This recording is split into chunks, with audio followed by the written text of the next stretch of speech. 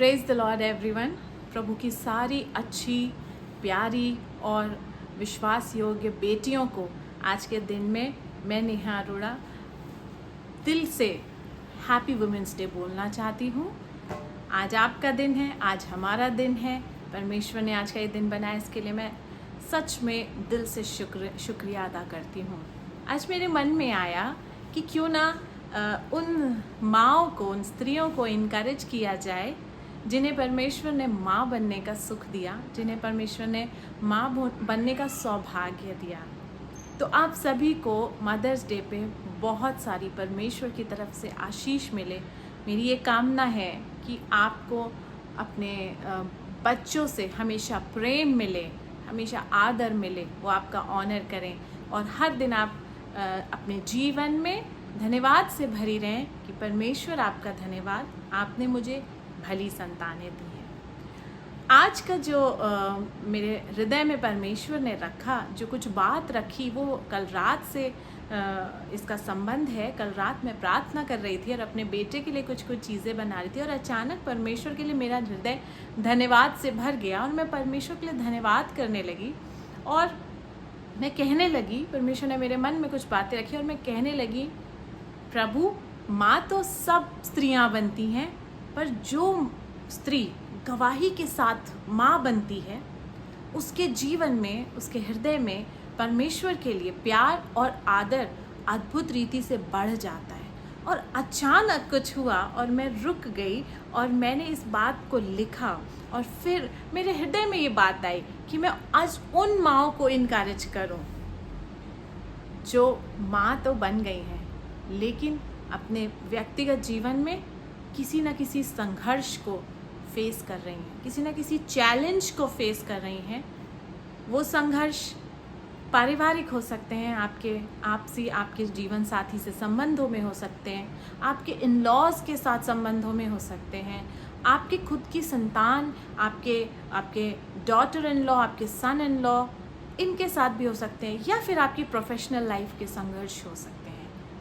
आज मैं आपके साथ कुछ बांटना चाहती हूँ, खासकर उन माँओं के लिए जो आज के दिन में संघर्ष को फेस कर रही हैं।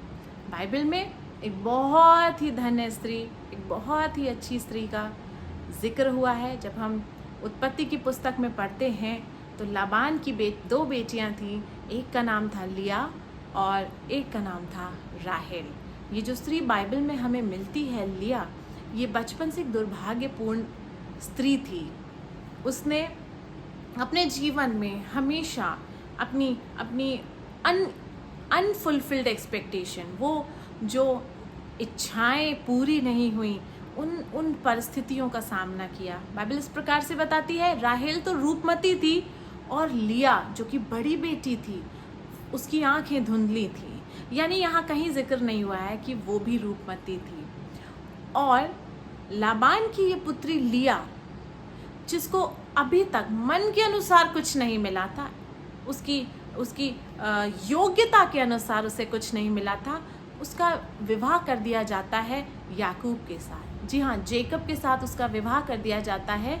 और विवाह के बाद भी लिया को अपनी छोटी बहन राहेल की छांव में रहना पड़ता है, राहेल के संग कॉम्प्रोमाइज़ करके रहना पड़ता है। रीज़न ये है कि जो याकूब है, उसका पहला प्यार और ट्रू लव, उसका सच्चा प्यार राहेल थी। राहेल के लिए उसने सेवा की थी लाबान की 7 वर्ष, और वो किसी कारणवश या उस समय की प्रथा के अनुसार या एक पिता के अंदर के भाव के अनुसार कि मेरी बड़ी बेटी बैठी रह जाएगी और छोटी का विवाह हो जाएगा, वो किसी कारणवश याकूब के साथ विवाह के बंधन में बंध जाती है। लेकिन बाइबल इस प्रकार से बताती है, निरंतर वो याकूब के द्वारा अप्रिय जानी जाती है। निरंतर उसकी लालसा उसके पति की तरफ रहती है, निरंतर वो उससे प्रेम को एक्सपेक्ट करती है, लेकिन उसे प्रेम नहीं मिलता है। आपको मालूम है, जब लिया पहली बार गर्भवती होती है और पुत्र को जन्म देती है, तो वो परमेश्वर का ये कह के धन्यवाद करती है कि उसने मेरे दुख पर दृष्टि की है, और वो उसका नाम रूबन रखती है।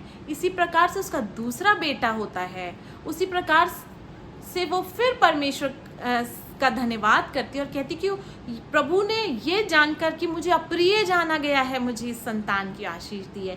फिर उसको तीसरा पुत्र होता है और तीसरी बार में भी वो अपने पुत्र के लिए अपने यहोवा परमेश्वर को धन्यवाद कर रही होती है और ये कह रही होती कि इस बार तो मेरा पति शायद मुझसे मिल जाएगा। कंटिन्यू वो एक पति के प्रेम के लिए स्ट्रगल कर रही है, कंटिन्यू वो उसके अटेंशन के लिए स्ट्रगल कर रही है। और तीसरे बेटे के समय वो कहती है इस बार तो मेरा पति मुझसे मिल जाएगा, मुझसे प्रेम करेगा, क्योंकि मैंने उसे तीसरा भी पुत्र दिया है। लेकिन बाइबल इस प्रकार से कुछ नहीं बताती है कि ऐसा कुछ उसकी उम्मीद के अनुसार होने पाया हो।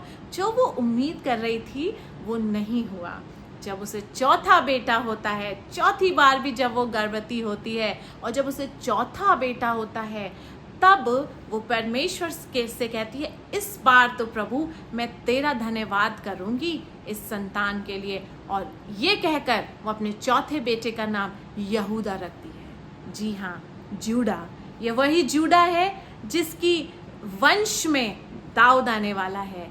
ये वही जूडा है जिसके वंश में दाऊद, और दाऊद के वंश से मेरा और आपका प्रभु यीशु मसीह, परमेश्वर का इकलौता पुत्र यीशु मसीह आने वाला है। कितनी अद्भुत बात है ना। जो स्त्री लगातार कंटिन्यू अप्रिय जानी जा रही है, कंटिन्यू स्ट्रगल करिए अपने पति के लिए, अपनी बहन के लिए, अपने पिता के लिए, अपनी उसकी जो उस समय रेपुटेशन होगी, क्योंकि वो जब एक परिवार में अप्रिय जानी जा रही है तो मुझे नहीं लगता कि उसे किसी का भी ऑनर या रिस्पेक्ट मिलती होगी। कंटिन्यू बाइबल बता रही है, उत्पत्ति की पुस्तक 29 चैप्टर 29 से लेकर 29 से लेकर 35 तक आप पढ़ेंगे, हर जगह ये स्त्री अप्रिय ही जानी गई है। लेकिन परमेश्वर ने देखा कि इसका स्ट्रगल किया है और परमेश्वर ने उसे 1 नहीं, 2 नहीं, 3 नहीं, 4 नहीं, 5 नहीं, 6 पुत्रों की आशीष दी है। हालेलुया, कितनी अद्भुत बात है। जो स्त्री मनुष्यों के द्वारा अप्रिय जानी जा रही है, वो स्त्री परमेश्वर के द्वारा महान और धन्य बनाई जा रही है।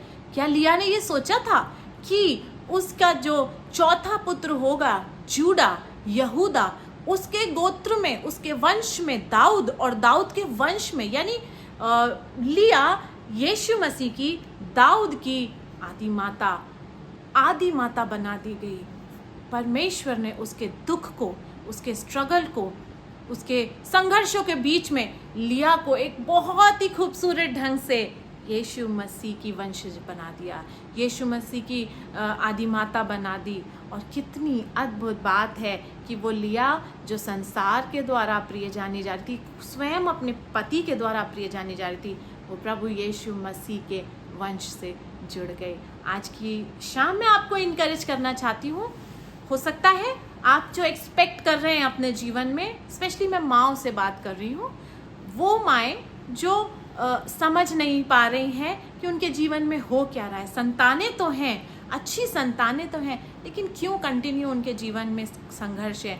लिया की कहानी से हमें ये सीखने को मिलता है, परमेश्वर दुख और तकलीफ़ों में भी हमारी खूबसूरती को, हमारी वैल्यू को बढ़ाता है, हमको उठाता है। और हमें नहीं पता चलता जिन संतानों को पे हम ध्यान भी नहीं दे रहे हैं, सिर्फ इसलिए क्योंकि हमारे स्ट्रगल्स कुछ और हैं, सिर्फ इसलिए कि हमें किसी मनुष्य से कुछ चाहिए, सिर्फ इसलिए कि हमें हमारे पति से कुछ चाहिए, हम अपनी संतानों पे ध्यान नहीं दे रहे हैं। आज से ध्यान देना शुरू कर दीजिए, क्योंकि प्रभु यीशु मसीह सारी अप्रियता के बीच में आपकी जनरेशन को, आपकी संतान को जूडा की तरह, डेविड की तरह और यीशु मसीह की तरह बनाने जा रहा है।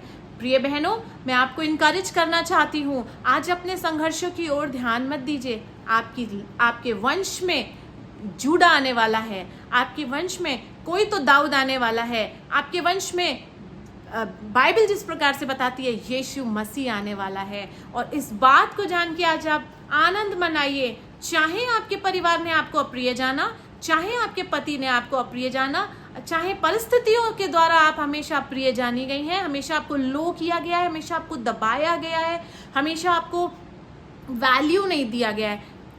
आपकी वैल्यू मनुष्य निर्धारित नहीं कर सकते, आपकी वैल्यू परमेश्वर निर्धारित करता है। उसका वो प्रेम जो हमारे लिए है, उसका वो प्रेम जो लिया के लिए था, राहेल के लिए नहीं।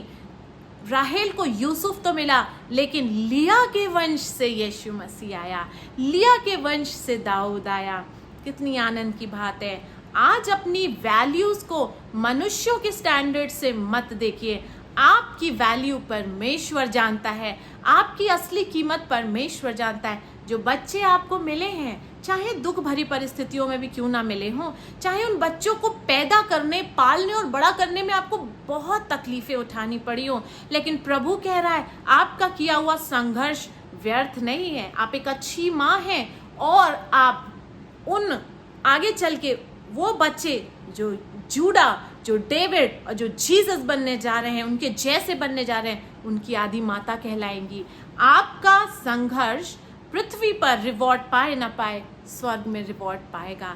मैं आप सबको इनकरेज करना चाहती हूँ कि अपने दुखों को भूल जाइए। जो बच्चे आपको मिले हैं उन पे ध्यान देना शुरू करिए। आज से कहिए कि मेरे संघर्ष तो चलते रहेंगे, प्रभु मुझे उनसे निकालेगा, लेकिन मेरे वंश से इसका मतलब ज़रूर कोई यीशु मसीह आने वाला है। मेरा वंश दासों का वंश होने वाला है, मेरा वंश भविष्यवक्ताओं का वंश होने वाला है, मेरा वंश बड़े बड़े अधिकारियों का वंश होने वाला है। क्योंकि जब सब ने हमें छोड़ा, जब सब ने हमारी वैल्यू को गिराया है, तब मेरे परमेश्वर ने लिया की तरह मेरी वैल्यू को बढ़ा दिया है।